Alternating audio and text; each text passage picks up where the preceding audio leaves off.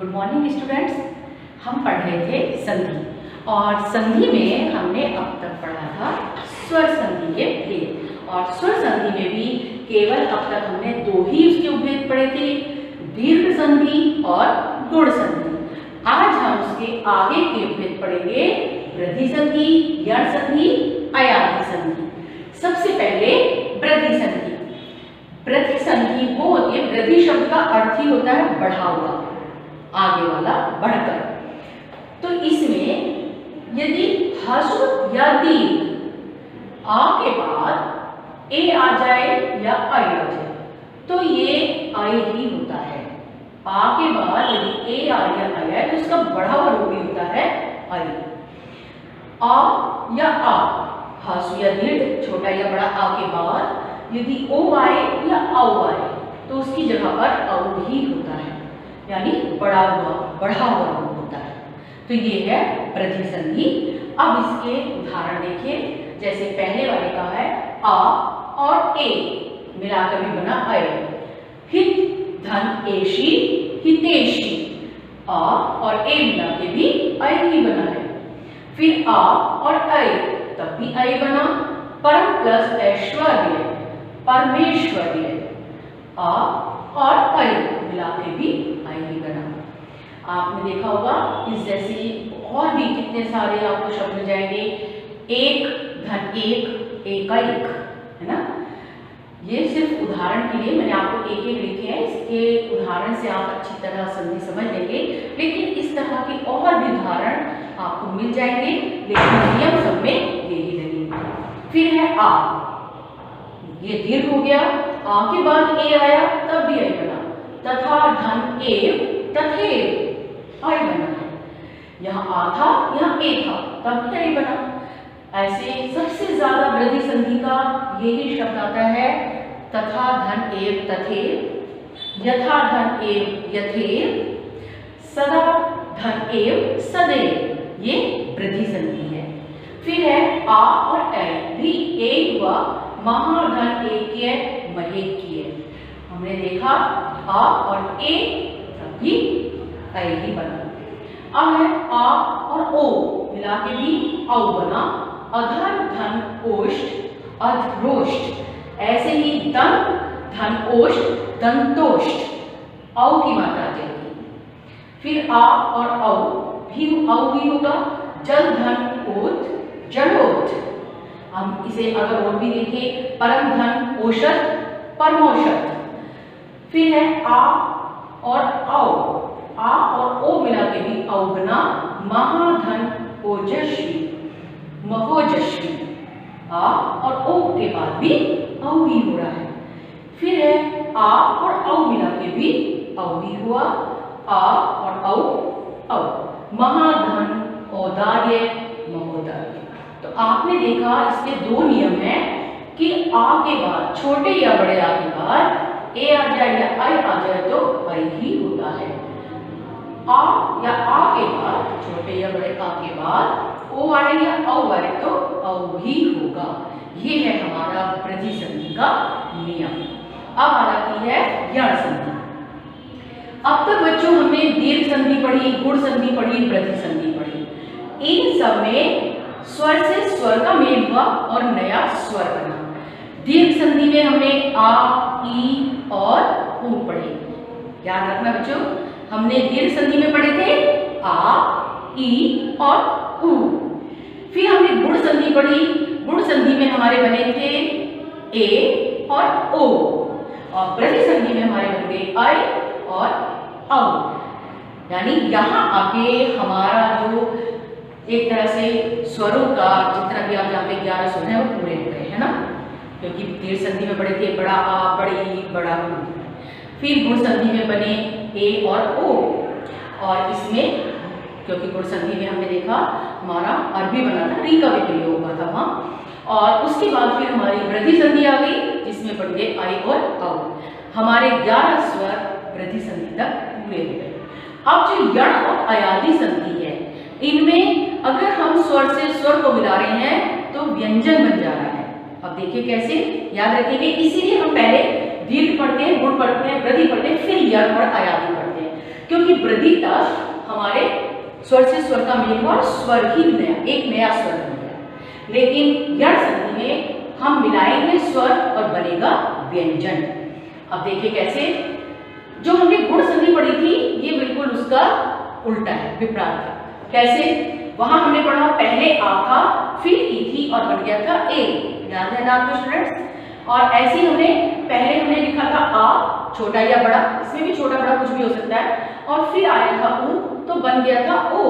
लेकिन यहाँ उल्टा हो गया, पहले ई आएगी, छोटी या बड़ी, ई के बाद जरूरी नहीं है आ ही आए, कोई भी भिन्न स्वर आ जाए तो उसके स्थान पर, ई के स्थान पर या हो जाता है, आधा या। अगर ऊ के बाद, छोटा या बड़ा ऊ के बाद आ आई, आ की जगह और भी कोई भिन्न स्वर आ जाए, ई आ जाए, ऊ आ जाए, तो वो ऊ जो है बा में बदल जाता है। अगर री के बाद कोई भी भिन्न स्वर आए तो वो रा में बदल जाती है। ये है हमारा यण संधि का नियम। अच्छी तरह बेटे याद रहेगा ना, या, यण और जिसमें बनते हैं या वारा। ये बात याद रखना कि यण संधि में दो स्वरों के मिलने से या बनता है, वा बनता है, रा बनता है। अब वो कब बनता है? जब ई पहले आए, आ बाद में आए तो या, ऊ पहले आए, आ बाद में आए तो वा, और री पहले आए, आ बाद में आए तो रा। अब उसके उदाहरण देखते हैं कैसे बनते हैं। यहाँ है छोटी ई, छोटी ई के बाद आ आया, बना या, जैसे अति, धन, अंत, अत्यंत। इसी तरह अति, धन, अधिक, अत्यधिक, है ना। अब इसमें है बड़ी ई और आ, तब भी बना हमारा या, नदी, धन, अर्पण, नद्यर्पण। फिर हमारा आता है छोटी ई और आ, बड़ा आ, तब भी या बना, वी, धन, आप्त, व्याप्त। ये देखिए बेटे, यहाँ हमने देखा ई और आ, तो ई के स्थान पर क्या हो गया? या। ऐसे ही यहाँ बड़ी ई और आ है, तो यहाँ बड़ी ई के स्थान पर भी हमारा हो जाता है या, क्योंकि इसमें दा में ही या मिला है, इसीलिए ये बन गया है नद्य। फिर है छोटी ई और आ, छोटी ई और या जुड़ा तब भी बना या, वी, धन, आप, ई के बाद आ आया और बन गया या। क्योंकि यहाँ आ था तो हमने आ की मात्रा लगा दी, आ नहीं होता तो फिर या हो जाता। अगर इसमें कोई भी मात्रा है, ऊ की मात्रा आ जाए, जैसे ऊ का मैंने आपको उदाहरण दे दिया है, तो हम ऊ की मात्रा लगा देंगे। अगर मान लीजिए यहाँ ई आ जाता है, कोई सी भी छोटी ई है तो छोटी की मात्रा लगा दी, यहाँ पर बड़ी ई है तो बड़ी की मात्रा लगा दी। लेकिन ये तो यहाँ वैसे नहीं होते हैं, ई का मेल आप जानते हैं ई से नहीं होता, क्योंकि वो दीर्घ संधि हो जाएगी। लेकिन अगर यहाँ आ जाए, ऊ आ जाए, ओ आ जाए, ए आ जाए, तो हम उनकी मात्राएं लगा देते हैं। जैसे यहाँ मैंने आपको दिखाया, ई में हमने छोटा ऊ जोड़ा तो यू, या के ऊपर छोटे ऊ की मात्रा लगी, क्योंकि यहाँ छोटा ऊ है। हम जानते हैं ई के बाद कोई भी स्वर आए तो वो या में बदलता है। जैसे ऊपरी, धन, उक्त, उपरयुक्त, या आ गया, या पे ऊ की मात्रा आ गई। फिर है अ, ये छोटा आ है,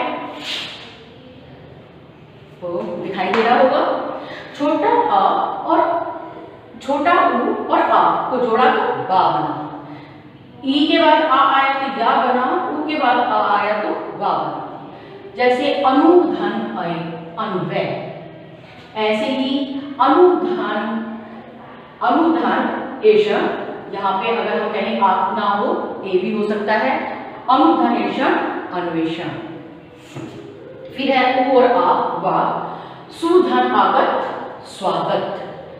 ऐसे ही अगर हम और भी कितने सारे शब्द हैं जो हमें आ जाएंगे, जैसे ऊ, धन, ए, वे, अनुधन, एषण, अन्वेषण, जैसे मैंने आपको यहाँ बता दिया था।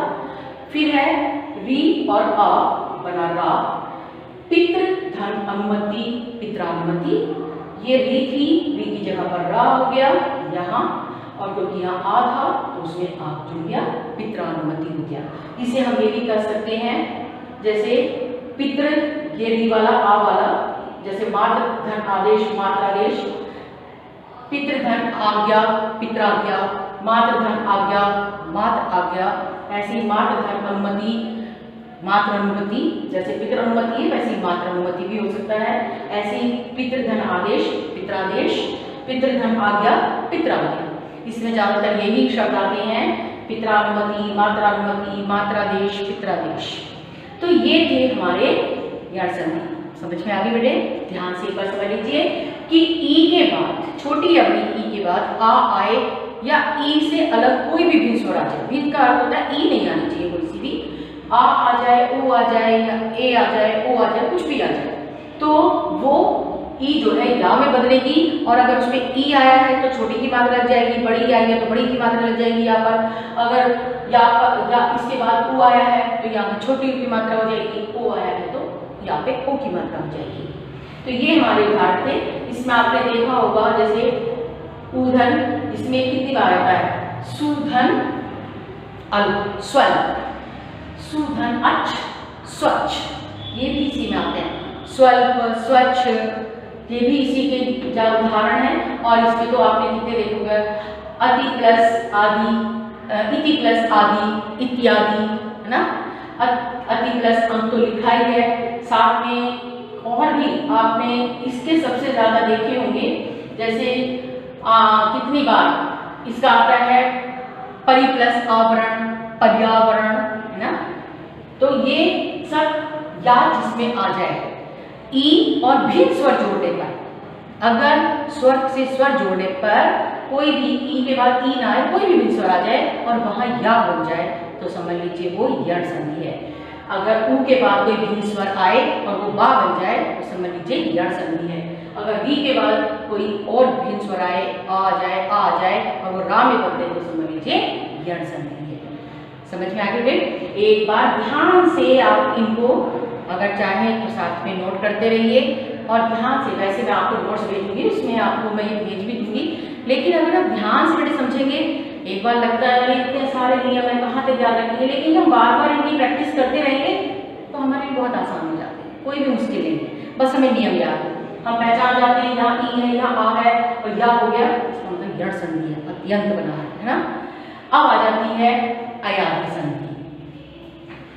अयादि संधि में ए के बाद आ जाए, ए के बाद कोई भी भिन्न स्वर आना चाहिए, ए नहीं आना चाहिए। ए के बाद आ आया तो आय बन गया, अय के बाद आ आया तो आय बन गया, ओ के बाद आ आया तो अब बन गया और औ के बाद आ आया तो आ बन गया। अब वो कैसे बनता है वो देखिए, ए के बाद आ आया आय, शे प्लस अन शयन, ऐसे ने प्लस अन नयन, ऐसे बहुत सारे आपको शब्द मिल जाएंगे, नयन, शयन, है ना, और चयन, चे प्लस अन चयन।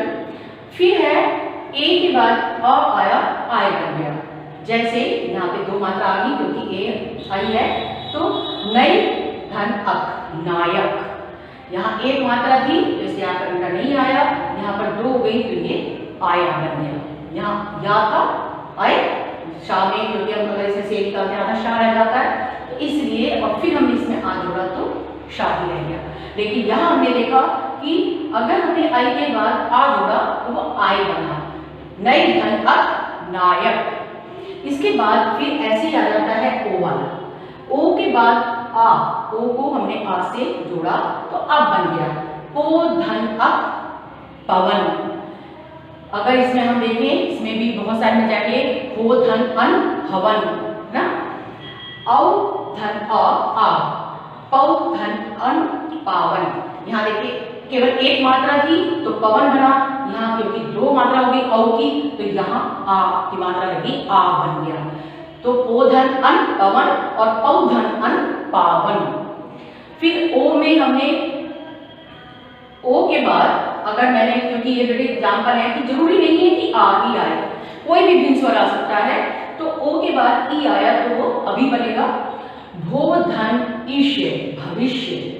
ऐसी औ के बाद ऊ आया तो आहू बन गया, भो धन उक भावुक। ऐसे ही चौ धन उक चाबुक। इसी में हमारे देखते हैं, जैसे यहाँ है नई धन इका नायिका, गई धन इका गायिका, गई ऐसे ही गए धन अक गायक।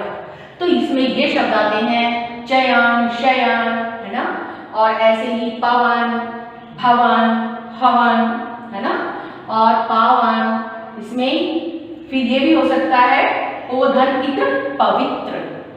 तो पवित्र, भविष्य, भावुक, चाबुक, ये सारे शब्द हमारे अयादी संधि के हैं। अयादी संधि होती है कि ए के बाद कोई भी जोड़ा जाए तो वो आय में बदलता है, आई के बाद कोई भी जोड़ाए आय हो जाता है, ओ के बाद भी जोड़ाए आ हो जाता है, आओ के बाद भी जोड़ाए तो वो आ हो जाता है। ये है हमारा अयादी संधि, जिसमें उसमें हमने देखा या वा रा बने थे वृद्धि में, तो इसमें बने आए, आए, अब और आ।